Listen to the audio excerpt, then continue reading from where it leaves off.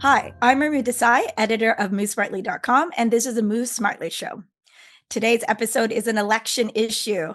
As usual, if you find our show informative, whether you're watching us on YouTube or listening to us on your favorite podcast platform, we'd love for you to share, like, review, and otherwise support our show. We really appreciate it. We're almost at 10,000 subscribers on YouTube. We'd love to hit that number soon.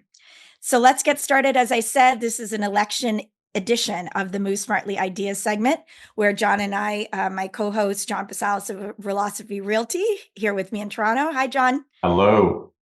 Where we look into an issue that's about Toronto and Canadian housing in a little bit more depth. And as we head to the federal elections, of course, we've got to do another housing platform analysis. John, I think we've done quite a few of these over the years. We've done a few, not, I don't think done anything quite this extensive. I don't think we've had, I can't recall the last time we've had like so many different policies come out. And I think such an important election where I feel like housing is of course still such a central issue, that we need to kind of unpack all of these differences. Well, there's no doubt about it. Canada is definitely in a most particular time right now, probably one of the most important elections as we head to the polls later this month. So, for our show, we invited all three leading parties. I should say leading outside of Quebec, where of course the Parti Québécois is stronger. We asked the Liberal Party, the Conservative Party, and the NDP Party to speak to us about their housing plans.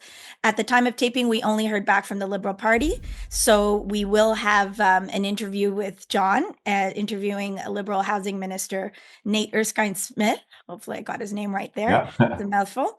And before we go into that, we'll watch that and then we'll look at the other parties' platforms.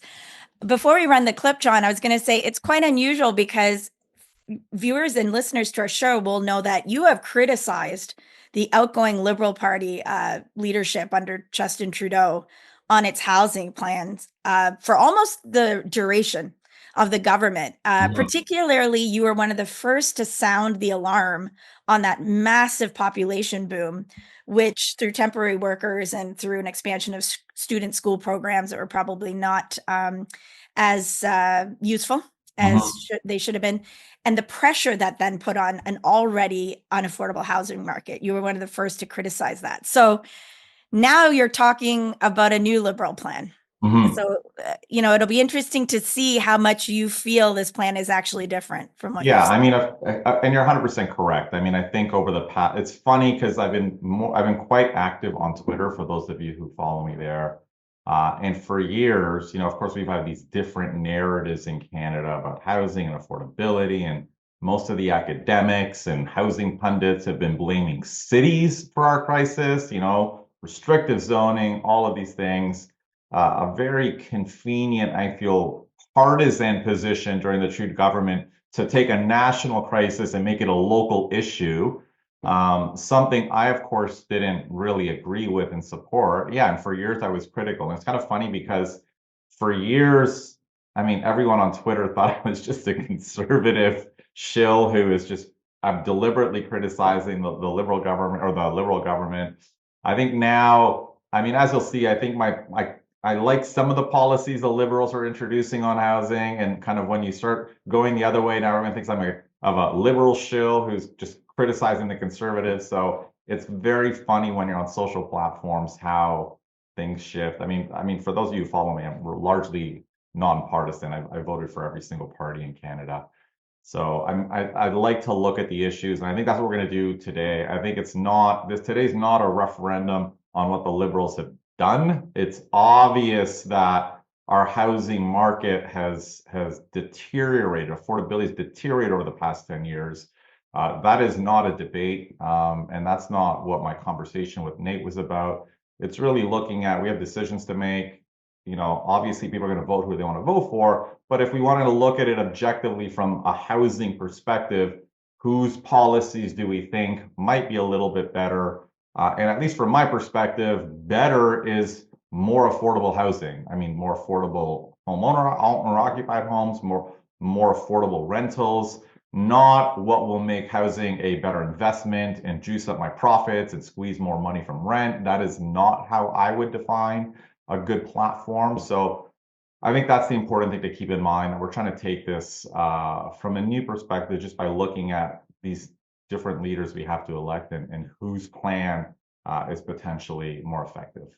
Well, great. Actually, that's a good reminder. So when we use words like this is better, this is effective, this is good, we mean in terms of keeping the cost of housing not the same, but Mhm. bringing it down. That includes rentals, owner occupied homes, and affordable housing. So all segments of the market. So in this analysis, with both of us, good is not what will make investors necessarily the happiest or the biggest prices, but on that other we're evaluating on that other lens, which is affordability, which it's gotten so out of control in Canada that I think all three main parties are united in concerns around affordable housing. Mhm. So, having said all of that, let us now look at your conversation with Nate and see whether you think there's enough in this new Liberal plan under Mark Carney, the current Liberal Party leader. Nate, thanks so much for joining us today on our Move Smartly show and podcast and giving some time to unpack the Liberals' housing plan. Yeah, happy to be here. Beautiful. So yeah, we're gonna have a short kind of chat. I'll just turn it over to you to maybe kick off with the three pillars that kind of the Liberals have introduced in their plan, and maybe we can start off chatting about the big one, which is unleashing supply and kind of encouraging and policies that drive more supply. So maybe you can walk us through some of the kind of key pillars under there and the initiatives that the Liberals are looking at doing that are going to help on the supply side. Yeah, and there are a broad range of things, John, because it's not just one thing that is going to drive down the cost of home building and unlock supply. And we are very far away from where we need to be. When we talk about doubling housing construction, that's a massive commitment, right?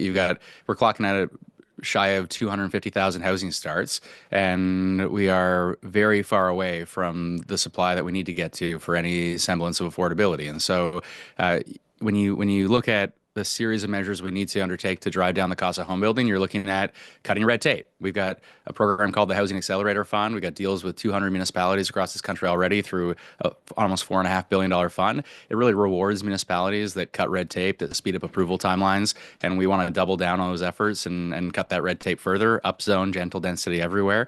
You're also looking at cutting taxes and specifically development charges. It's a real challenge principally in Ontario and BC. Certain municipalities, it's a greater challenge than others, but we're looking at cutting development charges by 50% for multi-unit residential builds.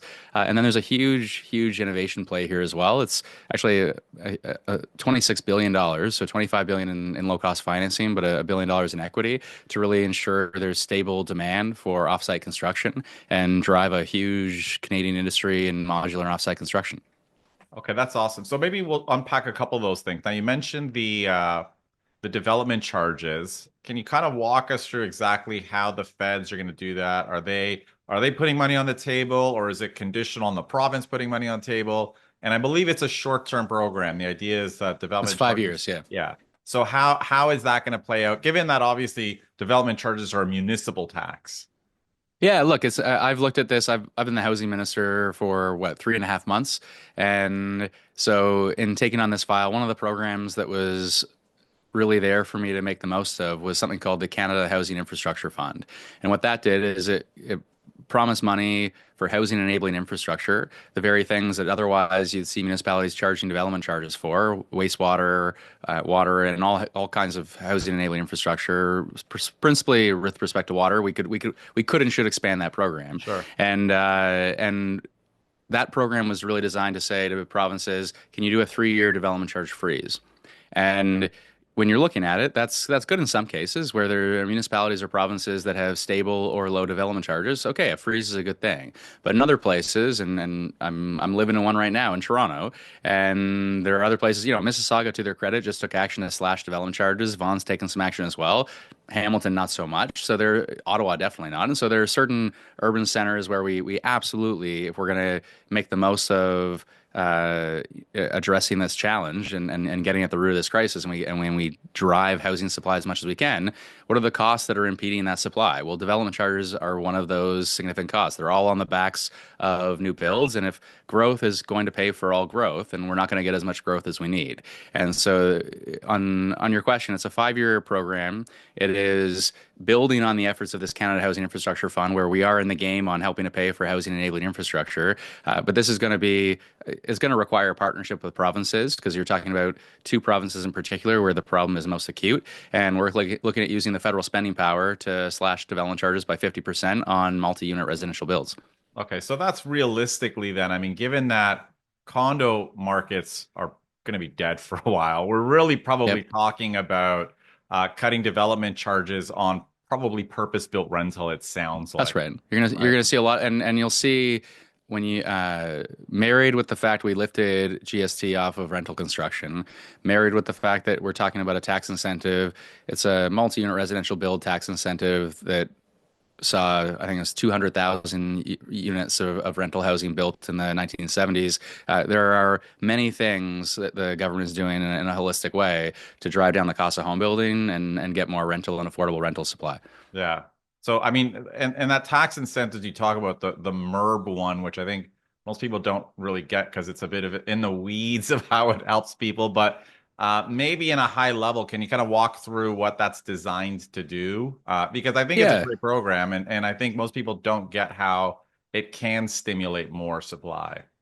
right. I mean, it's the whole idea is to help make more projects pencil, make sure that investors, when they're looking at it, saying, can I make this work on the math of it? And what the tax incentive is going to allow them to do is they're going to basically take the capital cost, and they're going to be able to uh, we've taken some other measures, I should say, through this plan as of last year to try and accelerate capital cost depreciation overall. But this is specific to say you're going to be able to take those capital costs and you're going to be able to write them down as against other revenue. And so it's again just another opportunity for an investor on the rental space and a builder on the rental space to say, how am I going to make the math work? And this will help make the math pencil just another way. Yeah. So that, I mean, so between, it sounds like between the cut in development charges, the MERB program, which effectively makes their projects more profitable. The idea is all these builders sitting on these condo projects that have been approved and aren't moving, maybe Yeah. they move them to purpose-built rental. Is that kind of what the thinking is? We're seeing some of that, and I think we'll see more of that for sure. I wouldn't discount with the development charge piece alone. It's the multi-unit residential build tax initiative. That is, we've seen the history of that's really driven rental supply. The DC cuts, I think, going to drive rental, but not just rental alone. You'll see gentle density that isn't all rental. I see. Okay, that's super helpful. Now, the other thing you mentioned was this innovation fund, which is a mix of capital and debt, it sounds like. So I'm wondering if you can kind of, or Yeah. loans, or I wonder if you can kind of walk through how that works and how that might help the industry. So it's a huge play specifically to and you'll hear Prime Minister Carney talk about this, but it's a huge play around driving the cost down in relation to offsite construction. I was just in Hamilton the other day and I did a tour of Beck, a modular factory. And when it comes to the modular industry and then the offsite construction industry in this country, it is a question of scale. That we are, when you look at where other countries are at versus where Canada's at, we are not operating at scale in this sector in any way. And if we want to really drive the cost down, we've got to get to a scale. And that's going to take, when I was speaking to the CEO of Beck, the idea, really, I think the design of this program, the idea is how do we make sure that the government is a significant player in driving innovation by ensuring that there's a stable demand for the next number of years so that the market can then really take off. And I've looked at, as the minister for the last 3 months, we looked at using innovation dollars to make sure that we were guaranteeing a purchase order. So sometimes you'll see innovation dollars where they help a factory. It's basically just a transfer, whether it's a loan or capital grant to a factory to shift the production line or to make sure that the company is changing something on the factory production to improve efficiency. And in this case, I think we want to move away from those little tweaks, and we want to say we actually want to guarantee a book of business. On the Mod side, we want to make sure that we are there as a player with financing, so that we are able to, as a guarantee a book of business that then businesses can then scale up. The factory yesterday, they were like, if we could have, or 2 days ago, they were like, if we could have a production line of 1,000 units, then you're looking at driving the cost down. But until you get to that kind of scale on an annual basis, you're not going to see the savings and the costs driven down quite the same way.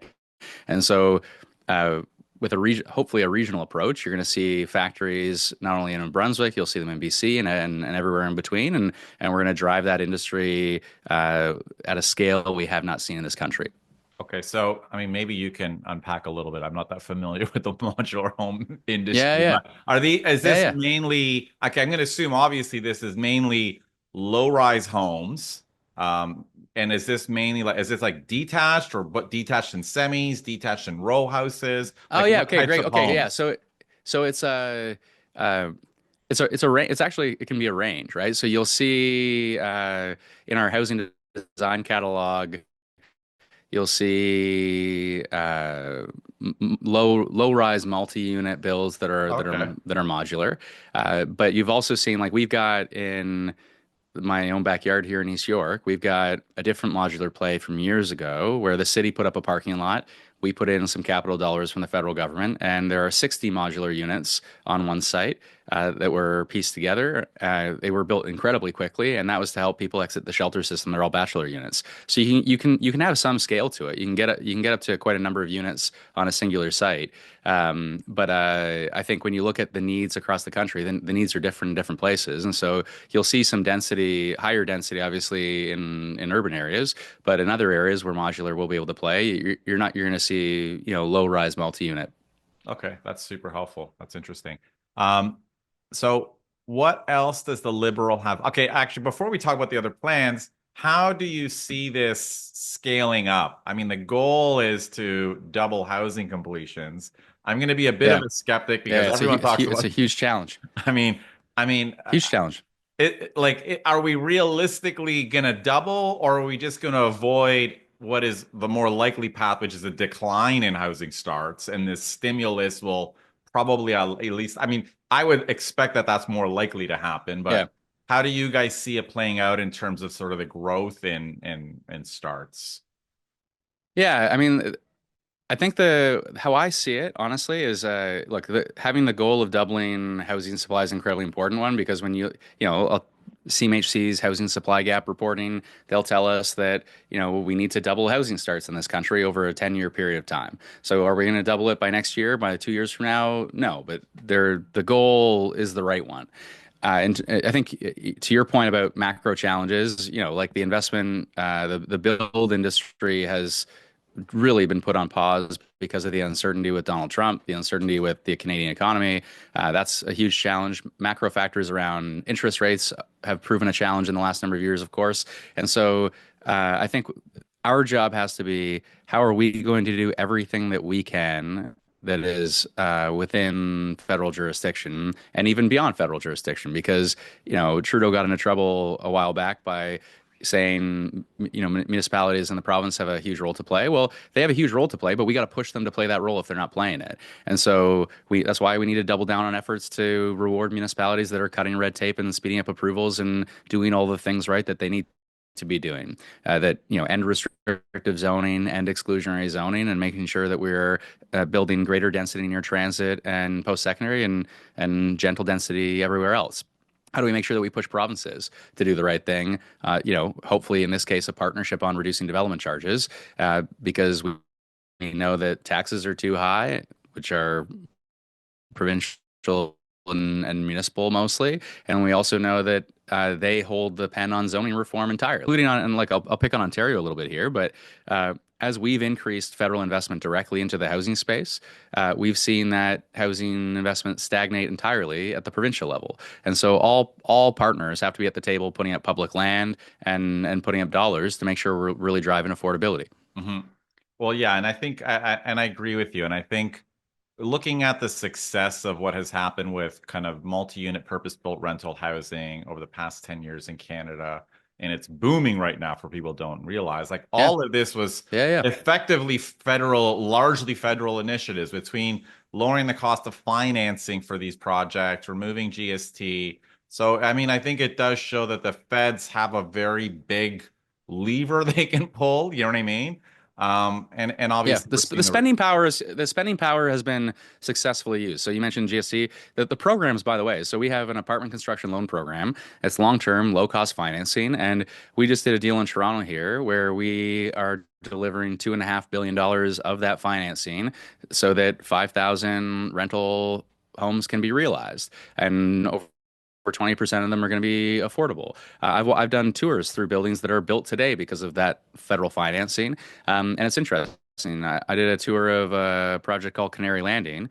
That is the a previous provincial government put up the land. You've got the city that waived fees, and then we came in with that low cost federal financing. And on average, 20%, the units on average are 20% below market because it's a mix. Some are 100% market, some are 20% below, some are even 60% below, and it's a completely mixed environment, which is great. So that federal spending power is absolutely huge, and the question is, can we make the most of that federal spending power, not just as low cost financing for rental builders, which is great, but how do we also make the most of that financing to really stimulate an industry on the offsite construction side to drive down the cost of home building even further, and make homes more affordable for home buyers? Yeah, that's great. Now, pivoting a little bit, I wanted to chat a little bit about your announcement, Liberals' announcement or plan to increase the GST rebate on first-time homes. Maybe you can kind of unpack the thinking and the plan for that. Yeah, so we lifted GST on rental construction, and we have now a promise, and they're dueling tax cuts in fairness in this election here. We've committed to lift the GST on new builds of $1 million or less, um, and that's for first-time home buyers, and so the restrictions on there's a serious guardrail there in that the public money, the foregone revenue we're going to make sure it's for first-time home buyers. And the idea there, John, is we want to treat housing as a home first, and we want to make sure that at the end of the day, we're putting rules in place that do just that. When you look across the street and you see the conservative promise, they've got a promise of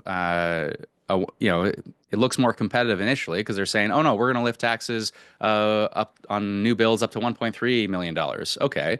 But the weakness in that promise is they're going to spend a boatload of money by foregoing revenue, not only for first time home buyers, but also for investment properties, real estate speculation, and people buying a cottage. It's pretty wild when you think about it, given in this moment we should be pretty careful with our tax dollars, especially. And I think in the housing space, we want to prioritize those who are going to look at a house as a place to call home. Yeah, I mean, that kind of resonates with me. I've written about that as well. I mean, I tend to agree. If we're going to be subsidizing anyone's purchases, ideally it's kind of first-time buyers rather than Yeah. investors, given the shift we've seen, obviously, in the dominance of investors buying homes. So, Yeah, I mean, and there's room to have I think, a thoughtful debate and conversation around, could we extend the guardrail, the existing GST rebate, the housing rebate, it was put in place in 1991, and if you it serves no one in large urban centers today because it kicks in at 350,000, and then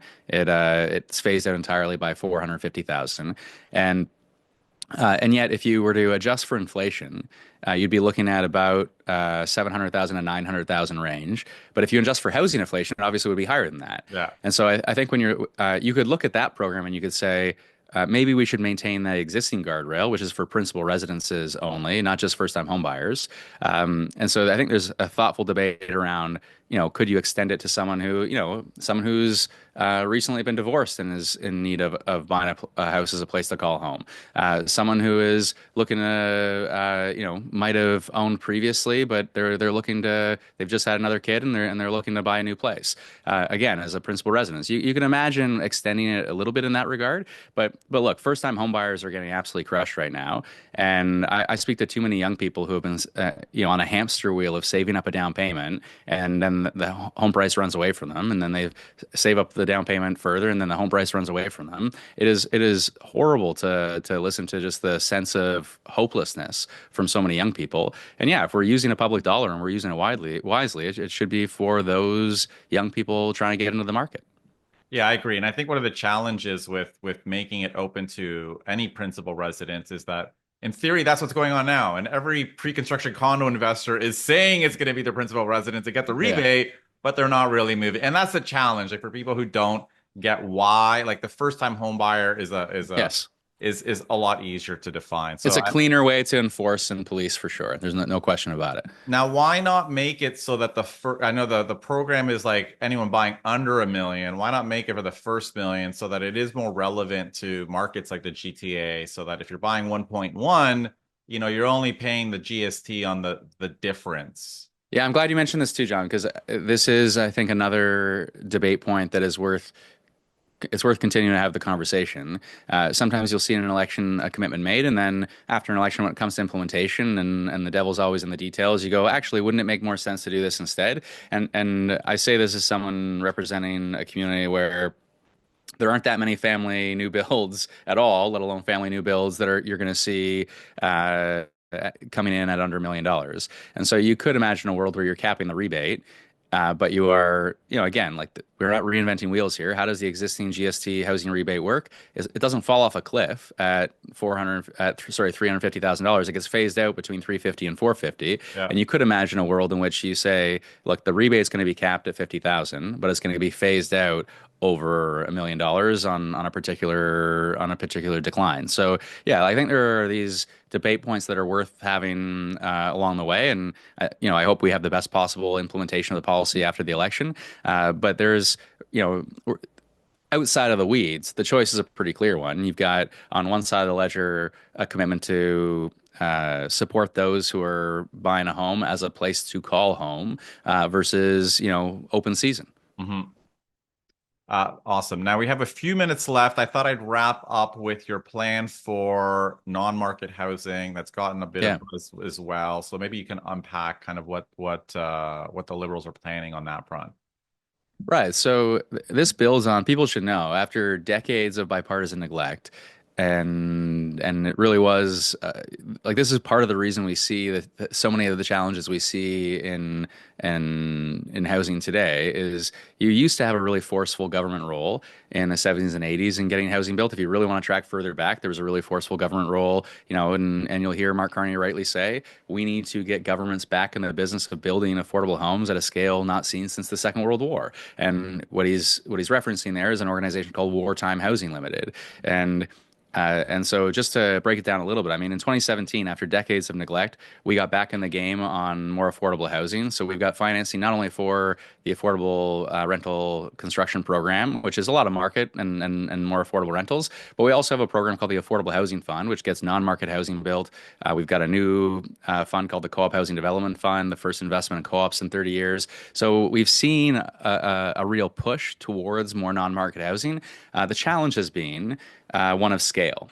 And so the announcement we made in this campaign is really to have an ambition at a scale to match the scale of the crisis, and to say not only do we need to double housing construction in this country as far as starts go, and we got to get government out of the way so the market can deliver and the market can build. We also know the market is not going to deliver the affordability that we need on its own across the entire continuum of housing. And so how do we get more social community housing? Well, the government's got to play that active role again. And what I want people to know is we're going to maximize the use of public land and community-minded land. We're going to make sure that we do have a forceful role where, if you go back to Wartime Housing Limited, the Minister of Everything, C.D. Howe, was responsible for it, and he appointed someone by the name of Joe Pigott, who was a contractor, to lead the efforts to get homes built on public land for the affordable homes for veterans and those serving the country. And so, the same idea here. How do we make sure that we are realizing the opportunity for affordable housing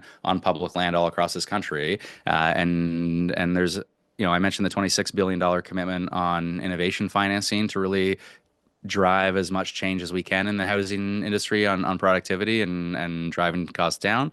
Well, there's $10 billion to help build seniors housing, student housing, housing for those experiencing homelessness, those in the greatest need. Again, just doubling down on the efforts we've made to date. Again, on the right path, just a question of scale. Well, we're now getting to a place where we're really at scale. That's awesome. That's helpful. Now we're wrapping up. We have a couple of minutes left. So just to clarify, when we talk about non-market housing, for those people who aren't familiar, this is below market rents, usually co-ops or subsidized housing. Now, Carney had discussed sort of the government getting to build, being the builders, building on public land. Is the plan that the federal government is going to kind of maintain and kind of run this affordable housing long term? Is that kind of what you guys are thinking, or? Honestly, I think there's a lot to be discussed in terms of details and implementation, and there are a few different ways you could run with this. There are, I'll use Sault Ste. Marie as an example because I consider them to be incredibly ambitious on housing. Well, they put $10 million aside through their own housing corp, and they acquired rundown townhomes. Basically, they fix them up, they rent them out 20% below market. It's community housing, it's public housing, and they have enough of revenue coming in to set aside capital reserve, and then have a $300,000-$400,000 dividend to acquire new homes. You can imagine partnering with municipal housing corps and on their public land. You can imagine partnering with. I just spoke to the housing minister of New Brunswick, and they're like, we want to double our non-market community housing. Okay, well, we've got the capital. Let's go do that. Let's partner with you. Let's not only improve your existing housing stock, but let's expand that housing stock, and roll through their housing corp. And then in some cases, we've got a ton of federal land. Just as of August of last year, we've got this federal lands initiative making land available for non-market community housing and more affordable housing. Well, in some cases, it might be that we, refer to we bring a builder in, and we build it up, and it's you can imagine it's a public-private partnership in that way. In other cases, it might be, hang on, let's bring a builder in, let's bring a non-market actor in to manage the affordable units, and let's make sure we just lease the land out for $1, but we maintain public ownership of the land, so we have affordability in perpetuity. And I just gotta close with a clear contrast here, because look, there's a clear contrast on, I think, just the intelligence of the approaches on reducing red tape. I think ours is a more thoughtful approach. There's obviously a distinction between our party and the Conservatives when it comes to the tax cuts for new builds, as we've discussed. But there's a huge, huge, huge difference here on non-market housing, because Polyev, when he's asked, he goes, the government should just get out of the home building business entirely and sell off land to developers. And that we are never going to achieve affordability on those lands if that's the case. Yeah, that's interesting. Very good point. Well, thank you for taking the time to chat with us today to unpack the Liberals' plan. We appreciate you taking the time out of a busy campaign schedule, I'm sure. Yeah, thanks, John. Really appreciate it. Okay, so very interesting conversation. Overall takeaways, John. I mean, a few things I liked about it. I mean, I think, again, everyone, it makes sense. Everyone is frustrated with the Liberals. They have not done a great job, as we said. But, even with this policy, you're starting to see a shift in perspective. The fact that they've made the increase in the GST rebate for first-time buyers, right, I think is important rather than all buyers. And again, I think it's important to note that the current policies are about like all end users, but everyone knows that every investor lies. They say they're going to be an end user to get the HST rebate. So specifically making it for first-time buyers gives first-time buyers a bit of an edge over investors buying new housing. I tend to think that is a shift. I think federally, I think that's a very good policy. As we discussed in the video, I think their program they're proposing to increase rental housing, the MERB program, which was introduced back in the 70s, is a good thing. And finally, I think the one thing everyone's freaking out about, which I find fascinating, is this idea of the government becoming a developer. I'm seeing everyone talking about how this is a shift towards us being a communist country, and do we want our kids to live in government-owned homes?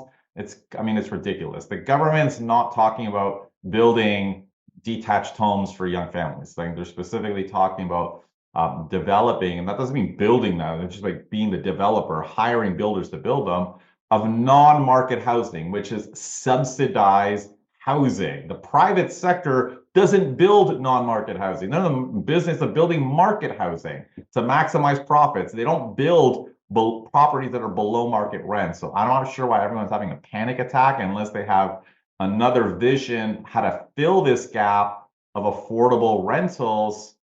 Governments being invested in running them and building them, is the only probably is makes sense to me. So I think it's interesting seeing everyone's just freaking out about the government building affordable housing. I don't know who else is going to build it if not the government.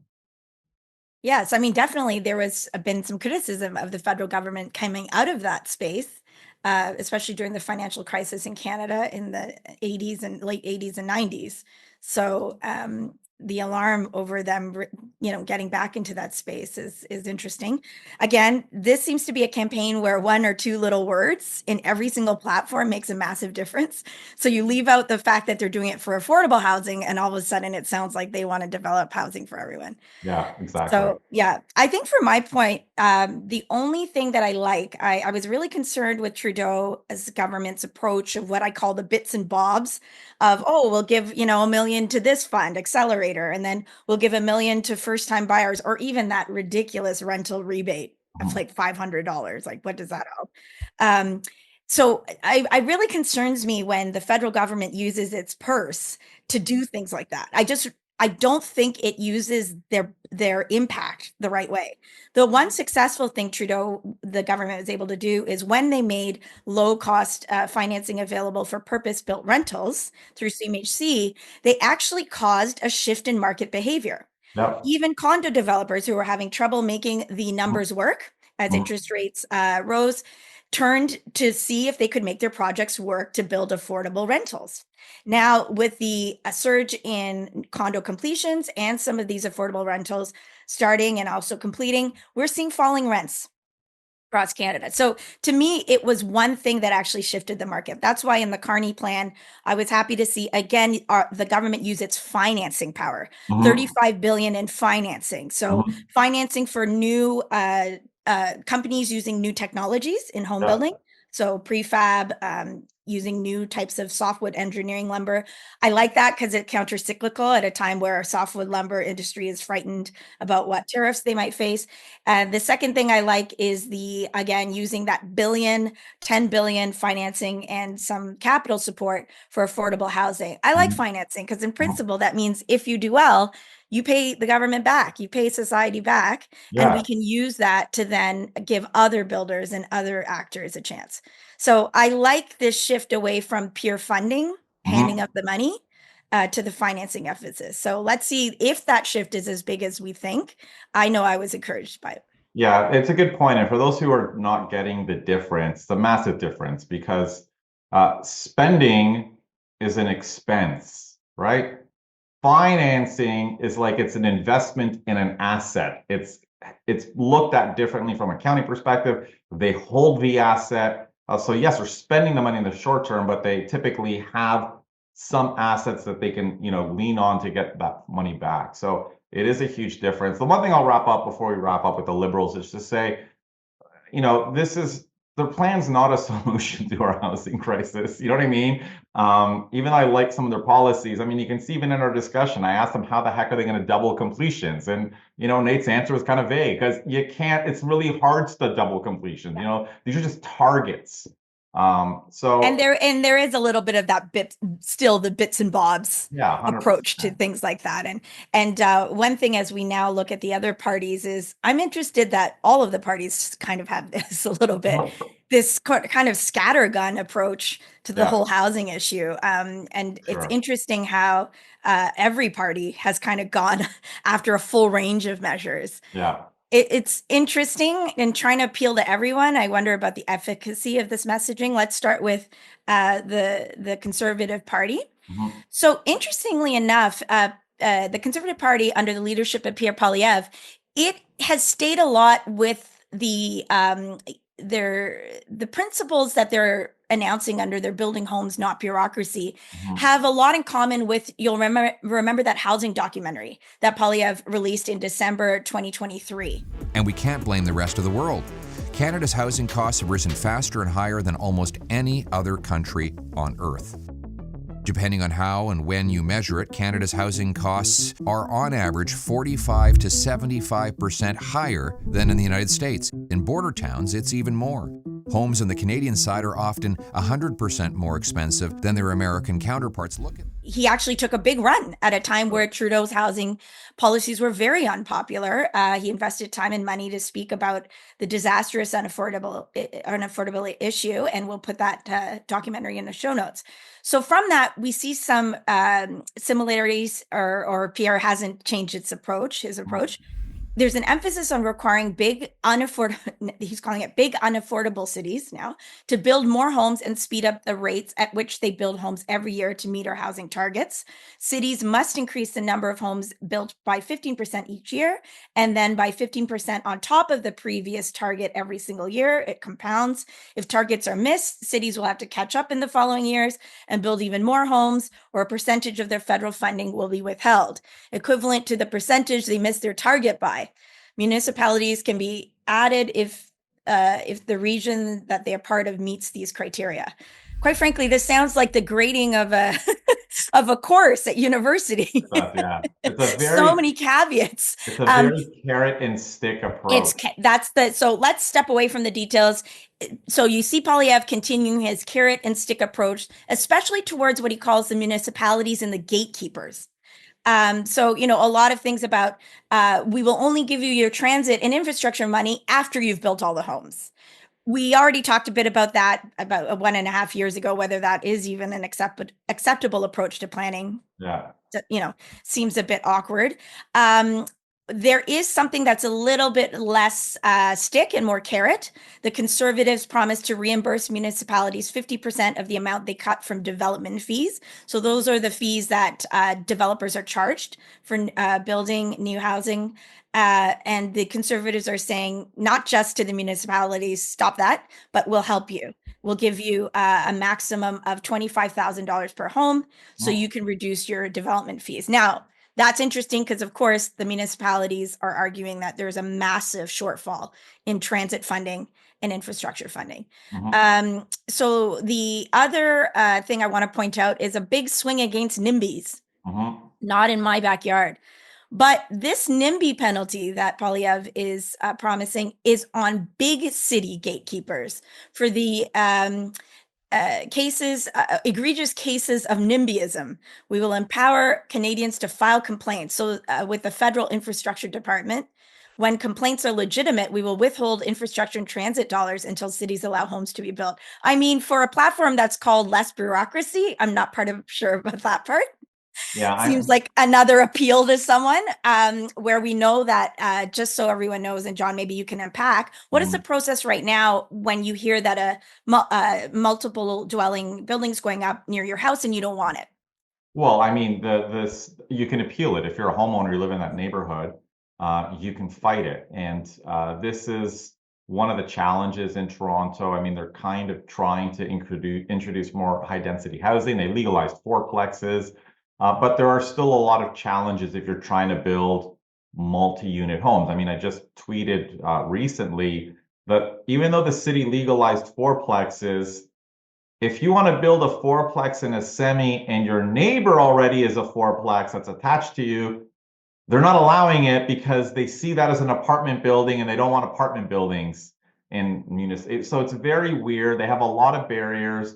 The Conservatives' shadow housing minister, Scott Aitchison, was he's often in Toronto talking about all of the bureaucracy and the red tape. I think one of the barriers to building multi-unit housing, the one thing I find interesting about sort of the Conservatives platform, and I happened to speak at a Conservative event a while ago on housing, and the sentiment appears to be that they want to really target all of this NIMBY stuff in cities like Toronto, right? But they don't have the same standard when it comes to the 905, right? So they're not pushing for fourplexes in the 905. They're not pushing for 8-unit apartment buildings in residential areas the way they are in Toronto.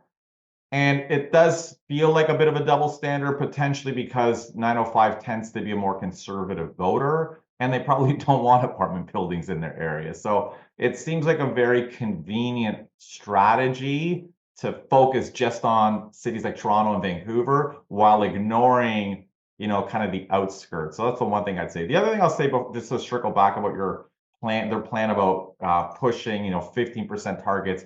It seems like a good idea. We'll reward you if you build more. I think the challenge with policies like this is that cities don't build homes. Cities approve homes. So, I mean, if they want to encourage, how can the federal government penalize municipalities for builders not building. There are tons when of the bottom has fallen out Well, of the new exactly. construction market Yes, exactly. because of the lack of financing of Lack it. of financing, speculation, prices got out of reach. And now at these interest rates and these costs, developers aren't developing. So is the city going to get penalized if there's just no demand to increase supply Well, exactly. It doesn't make on the sense. part of developers? And if you think The- about a yeah. lot of the shift in construction has gone from condos to houses. Mhm. A lot of that shift has been facilitated by federal policies, not municipal policies. Like you Yeah. said, government giving low cost loans to apartment buildings. Sorry, you meant the shift from condos to purpose-built rentals. The purpose-built not to rentals, houses. yes. Yes. So we have like a record number of purpose-built rentals under construction. This is not because of something specifically municipalities have done. It has been a federal initiative. So again, I think this idea that you're punishing cities for a lack of housing starts, to me, it just doesn't make sense. Again, because this, I mean, I think there are other ways to penalize cities. Don't get me wrong. I get the idea. Like, I think more legitimate metrics on how long it takes them to approve projects, like something other than starts and completions. You know what I mean? I think Well, giving transit money after houses are completed. Yeah, that doesn't make sense. Like, are you going to expropriate the house to get the transit in? Yeah, no, that's okay. There's just words and in everyone's platforms that make no sense. Huge difference between starts and completions. Yeah, but even stepping back from this, you know what I find very interesting? There's concern that Mark Carney, with his association with Brookfield's thinking like a big bag banker. And here we now probably have using funding. I'm going to shut off your funding as a federal government, the paternalistic federal government. I'm going to turn on the tap or off. Yeah. But he's just talking about funding. How far does that go? In fact, he says, I'm going to take away bureaucracy, but I want to backtrack to what you were saying about NIMBYism. Today, every time somebody tries to build a density, something with higher density, a lot of us will get a notice in the mail. My mom even recently got one in Richmond Hill saying, your neighbor down there wants to do this. If you have a problem with it, come to this hearing. So that's the democratic process. You're allowed to go to these municipally run, and in some cases provincially run tribunals to have your opinion known. So on top of this, it's like Pierre is saying, we'll now have a court of appeal. So if something happens at the municipal and provincial level you don't like, now the federal government is going to chime in. To me, it's so time delayed, so slow. What is interesting is how just giving the developers the money shifted the behavior right away from condos to purpose built. So I'm not entirely convinced that, again, using the financing power, so the funding power of the federal government is as powerful as the conservatives are making out. Yeah, I agree. And like I said, I think there's legitimate things to be concerned about with how municipalities do things. And I think good metrics on holding them to account. I just don't think the one that they're using, which is completions or starts, whichever it is the right one. So now, to building on that, John, one thing I think the conservatives are advocating is more powerful. And this is the Canada First investment deferral, or the capital gains deferral scheme. I don't know what they're calling it. It's something about Canada First investing. Something like that. Now here, this is using the power that I was talking about. You're using the power of, in this case, taxation, which is a little bit more powerful. And you're saying that if you take your profits from one investment and reinvest in a Canadian business or activity, you will be able to defer your gains. The conservatives are saying that you can do this up into 2026 unless, and here was some uncharacteristic language, I think, for campaigning language, but if it causes a major economic boon, they say, as expected, conservatives will make it permanent. You don't often see that kind of language. But the point here is that this would allow you to, let's say you've invested in a business, take those profits. If you reinvest in another Canadian business, you don't pay capital gains as long as you do so. So that's a deferred part. Not just business, any Canadian asset. But this is the problem. any Canadian asset. And as somebody that's concerned about competing with all these investors for homes, do I really want even the mom and pop or the mid-sized business who's in the flipping business or the reno business taking all their gains, deferring them, and just going on and to build more? So I don't know, without that specification, I feel a little uncertain, though I do think this is a meteor measure. Yeah, I think, well, this is, I mean, I don't want to dwell on, I did a video on this. I tend to think that this is, number one, it's not going to happen. Like the conservatives promised this in like 2006 as well, under Harper and Flaherty. It didn't happen because it's extremely complex to do, number one. It's highly unlikely it's going to happen. This idea that you can sell investments and not have to pay tax until you stop investing is insane. Like even the US has it under very specific guidelines in real estate if you're investing in a similar real estate asset, right? So it's not like you can just sell your real estate, don't pay tax on it for now, and you go buy some Canadian stocks or American stocks in their case and keep investing. It doesn't really work like that. So it's unlikely to happen, but I mean, even if it did, giving tax incentives to investors to keep investing, I mean, again, I think shifts the scale in favor of investors over families, which I tend to think is problematic as I kind of talk about on this show.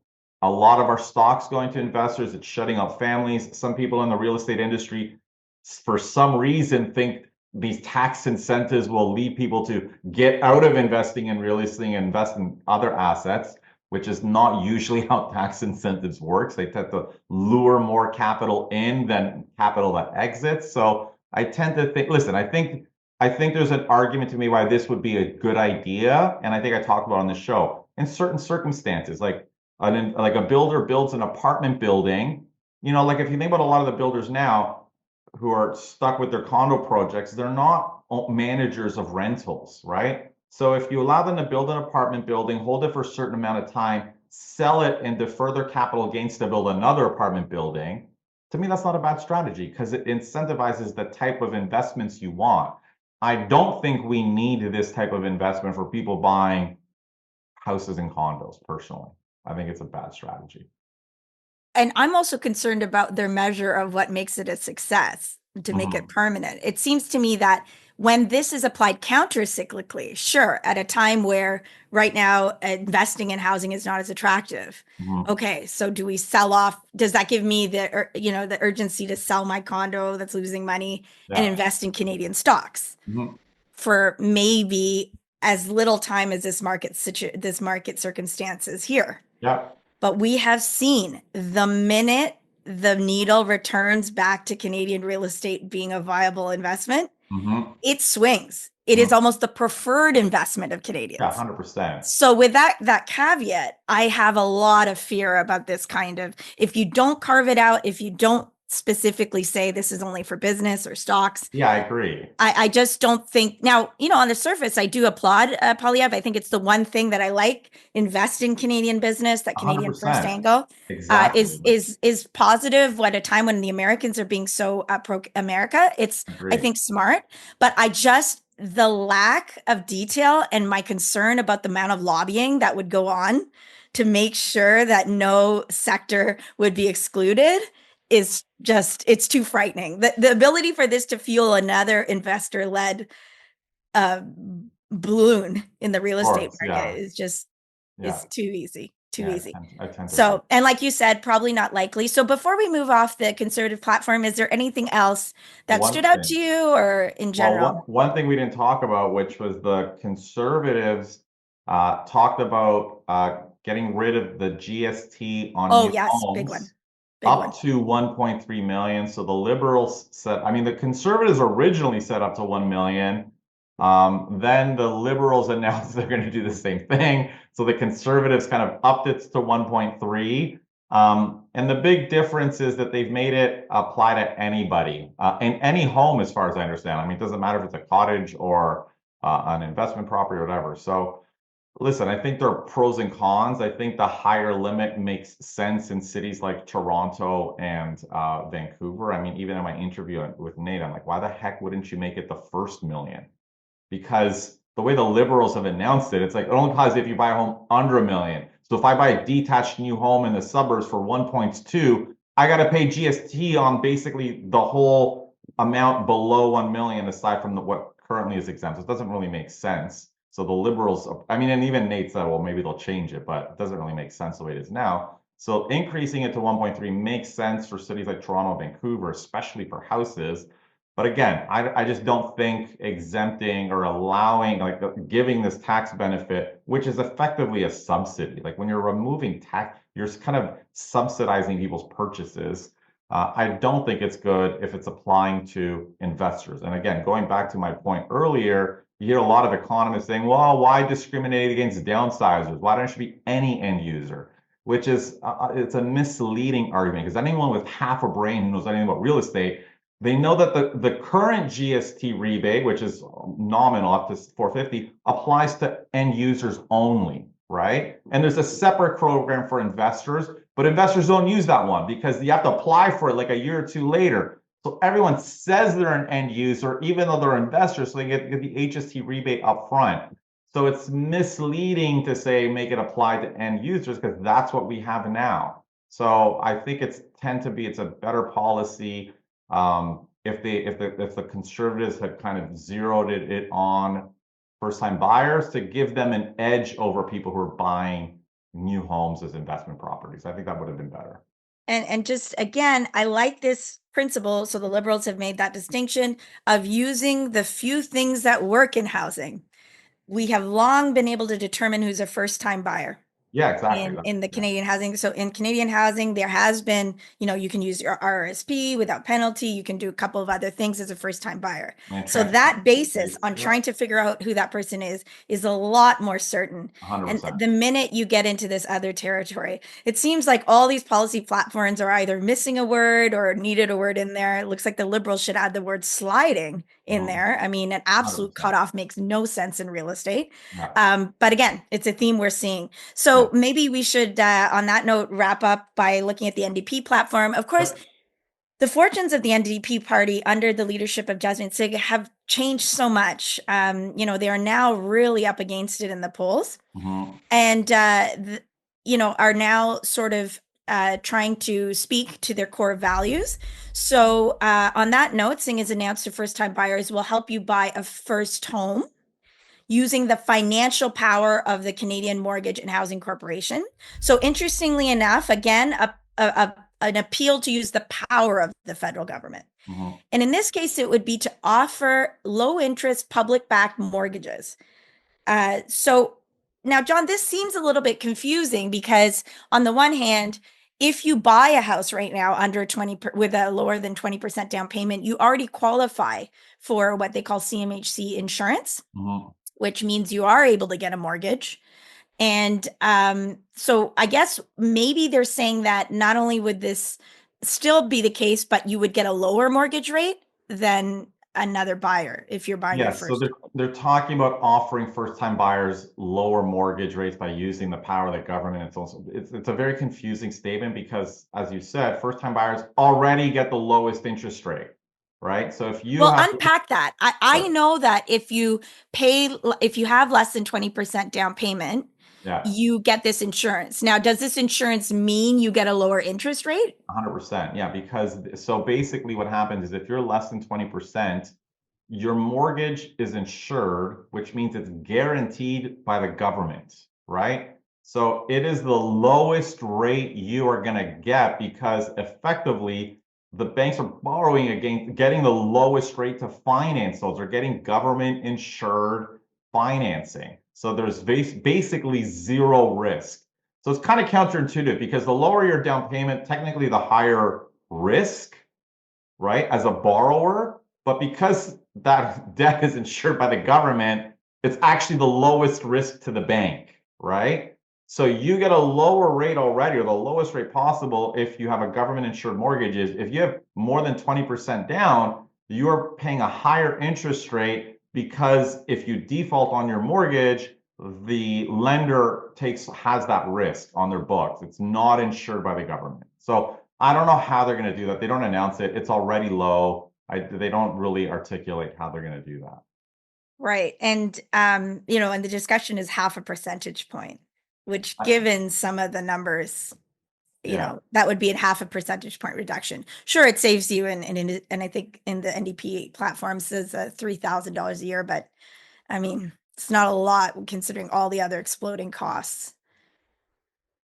Sorry, it would save, I misspoke. It would, a savings of 0.5 basis point off your mortgage would save a family around $9,500 over 5 years.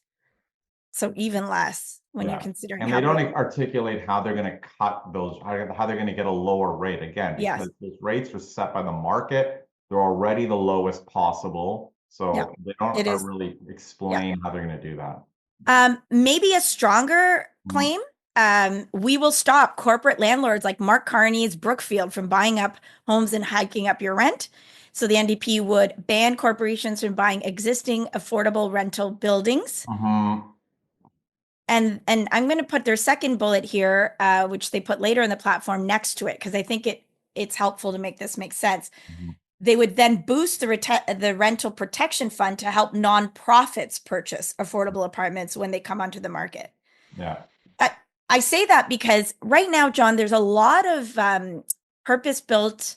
I don't know what they mean by affordable rental buildings here, unless they mean below market rent. I think I'll unpack what I think they're talking about here. So their concern, and I think it's a legitimate one, and academics have written about this, is that the entire purpose-built rental market has shifted over the past 20 years. A lot of these buildings used to be owned by mom and pop landlords who, are happy to make some rental income, or not trying to squeeze everyone out of their rent, just regular, and I say mom and pop, they're not really mom and pop, they're kind of wealthy individuals, like, let's not kid ourselves, but they're small companies, let's just say, they own 1 or 2 apartment buildings, and literally they operate like mom and pop businesses, right?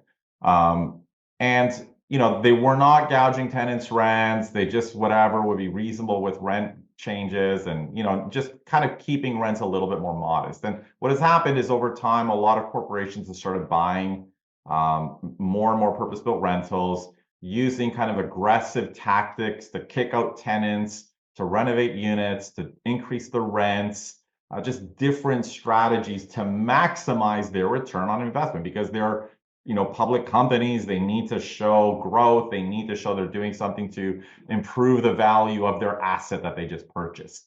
So 100% this is something that's happening. It is for sure a concern. I don't think banning corporations from buying purpose-built rentals is the way to go, because who the hell else is going to buy them? Like, the only person buying an apartment building is usually a company, right? Whether it's large or medium size or whatever.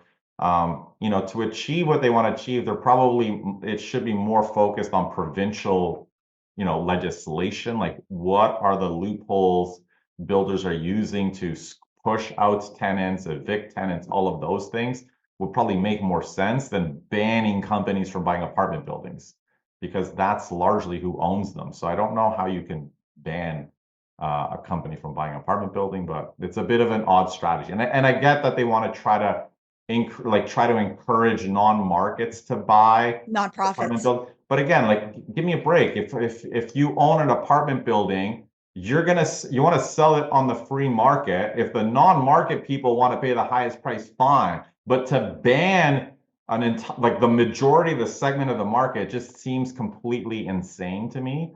And listen, I'm all for affordable housing, but you cannot put so many restrictions on the market. It just seems insane. And I think the wrong approach to target the problem. Again, this is something that sounds good. I mean, making sure nonprofits have the first go sounds great. But then how much capital is in that segment? Yeah, not a lot. And is it enough 100%. to Yeah. buy all these aging purpose-built rentals across the city? Remember, in the 60s and 70s, there was a huge boom in these kind of buildings. Yeah. I'm not sure exactly what they mean by affordable, but if they mean below market rent, there are older apartment buildings across the city Yeah. that people live in. I They're think, just, yeah, I yeah, think what they mean, I don't think they mean affordable in the way we described it earlier, which is low, like public like housing, below market. Yeah. subsidized. I think what they're talking about, these older buildings where the average rent is way below Yeah, where market. young professionals and older professionals still live. Like Yeah. there's many downtown Toronto neighborhoods where Mhm. people stay in these older Exactly. apartments. They tend to be bigger. They might be a little bit older, but and the rents are lower. And listen, and So it's a complex issue because I mean, listen, while I get their concern, the other flip side to this is a lot of these old buildings need a ton of capital investment right now. So there's a tension here that, I think they're not really looking at and addressing. How do you repair these buildings and fix them without corporations buying them and improving, the structure? So, and I get the concern about rent evictions and evicting tenants, but I think again, these are clearly provincial issues, and I think they should be handled at the provincial level. It makes more sense to me. yeah, that's kind of like sums up my real criticism, I guess, of the NDP approach. I know they're in a difficult position, but it's interesting to me that they went for this wide tent approach that the Mhm. liberals and the conservatives are using because they got to Yeah. attract so many people under their tent. And so there's a little bit of that bits and bobbing again. If I were the NDP, I would probably focus on one of the key things they could do. They said they briefly mentioned a national rent control strategy, but like you said, I would say their biggest argument, not only now, but under all the years under Trudeau, would have been using the power of the federal government Mhm. to get provinces to implement rent control and Mhm. to implement barriers against gouging of tenants and other things. Mhm. That's one strong position you could have seen the NDP take. Um, you It's a know, very hard thing to do though, because rent control, like landlord tenant is a provincial jurisdiction, right? right. So, and But then again, again, I don't with know. the right sticks and Sure, carrots, who knows, right? sure, yeah. If you want to use that approach. And I say that because the NDP, the parts of their platform actually echo the conservative platform right now. So some sticks and carrots towards municipalities, and again, working with provinces to lower development charges. Hmm. Didn't think I'd see the day when the NDP would be saying, well, municipalities, you should lower your development charges. It's And I true. say that because their support tends to be really strong in bigger cities, right? Yeah, So and the cities and the municipalities are arguing we need the development charges for infrastructure and for other services, like for providing for those less able and our operating budget. So I don't know. I find that really interesting that we're seeing the NDP and the Conservative Party find common ground on development charges. it is interesting. Yes, that's the kind of election it is. So if they were willing to work with provinces on that, then work with provinces on rent control. I mean, you're right. And it's interesting because traditionally, the NDP would criticize kind of cutting development charges because they argue that this is a subsidy to the big builders. Like that Yeah. is typically the NDP Or thinking. a freeloading on public infrastructure Yes, that yeah, we all rely on that makes your home that I'm going to buy attractive. So in other words, you're not going to pay for the cityscape around it and the yeah, amenities of the city yeah, as a developer, but you're making money off of it by yeah, selling me a house in an attractive area yeah, because of all the infrastructure, right? So yeah. traditionally, progressive parties have been concerned about that freeloading problem. Mhm. And Yeah, and development charges is a way to sort of attack that and try to get that money back, yeah. And for what's right or interesting wrong. is all three parties actually are talking about reducing development charges in Hmm. municipalities. And there's a Yeah. lot of similarities between them. I mean, they all have this whole, we're going to build more homes. It just has slightly different Faster, denser, faster, more. dense, exactly. And like the liberals have the exciting housing accelerator fund, the conservatives have their carrot and stick approach. And you're right, the NDP actually looks more like the conservatives' plan. And I think they have some requirements about, cities building affordable housing or something like that. But yeah, everyone has their own version of encouraging cities to build more houses. Like I said, every platform is like about 1 or 2 words away Mhm. from the measures kind of being the same. Yeah, exactly.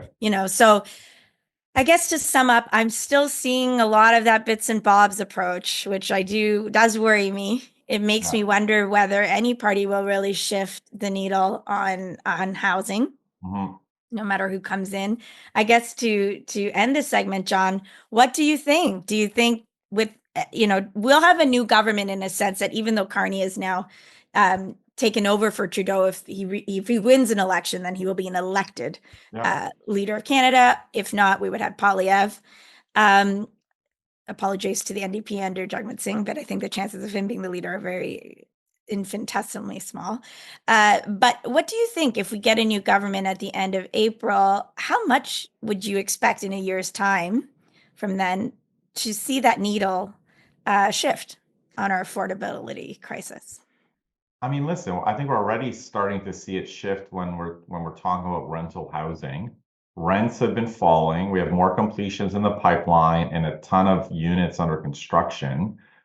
There is very clearly a high correlation between rent prices and changes in the number of non-permanent residents in Canada, because non-permanent residents tend to rent, obviously, because they are non-permanent, which is partly why we saw rents skyrocket when Canada's non-permanent residents surged, 800,000 people per year, something like that.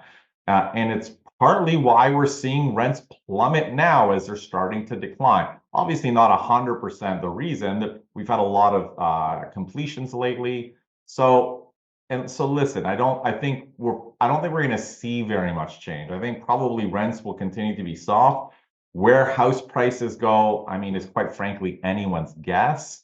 But again, I think another big component, which they didn't talk about, is that our population growth is a big factor that's going to underpin what happens with housing, and the Liberals' budget was it last year, 2024, like April 2020, is the first time that I can think of where in the housing section, they acknowledge that their immigration policies, population growth policies have a massive impact on house prices. Again, this is a very shift. The economists in Canada, everyone's talking about, no, it's just a supply issue. It's obviously not just supply. You cannot build faster than the capital flowing in and the demand flowing in. So what the Liberals or Conservatives do, and I think the Liberals and Conservatives both talked about being mindful of population growth. So as long as they're mindful and we don't see another boom, I don't know if we're going to see home prices take off anytime soon, especially with rates where they are. And even if they dip a little bit, it's still very expensive to buy a home in Canada. Interesting. So more than anything, it's that population, the demand side, that made the biggest impact. But some supply measures have worked, small Yeah. ones. And so we'll see if whatever government comes in next, I'm not sure anyone wants to throttle up that population again right away. You'd Yeah, and think the lesson had been learned. for sure. And I'll wrap up by saying I think the other thing important, of course, the population's part of it, but what can the next government do to avoid what is likely going to be a new construction slowdown, right? Condo sales are plummeting. We're not going to see a lot of condo starts. So can they shift these policies into new starts? And maybe that is in purpose-built rentals. How do they make low-rise homes more affordable, new low-rise homes for younger families, because those are also cratering. So I do think there are things that we need to be mindful of on the supply side and how they are fixed. And some of them have some decent policies. So I think we need to keep an eye on. I mean, does that 25 billion for financing pre modular homes and other things bring down the prices of single family homes enough to make a difference? Who knows? But at least that is something that we didn't see before. Exactly. So, okay, on that note, I hope everyone has enjoyed John taking us through all of these platforms and us weighing in on what we like. As always, we really thank you for your support. If you can share, review, tell a friend, even better, if you're on YouTube, subscribe so we can hit 10,000 viewers. We'd really love it. As I said, all the links to the party platforms will be in the show notes. We, of course, encourage every Canadian to vote. This election is very important. And we'll see you soon on this channel next week with our next segment and in a month's time with our next Move Smartly ideas.